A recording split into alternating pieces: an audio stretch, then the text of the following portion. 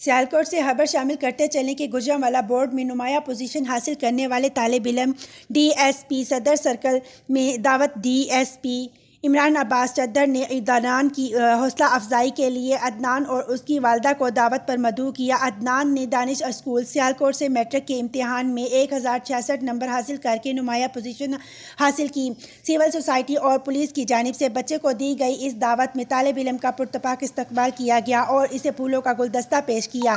بچے کی حوصلہ افزائی اور معاشرے میں عزت و احترام دینے کے لیے پولیس کی گاڑی میں عدنان کو اس کے گھر تک چھوڑا گیا۔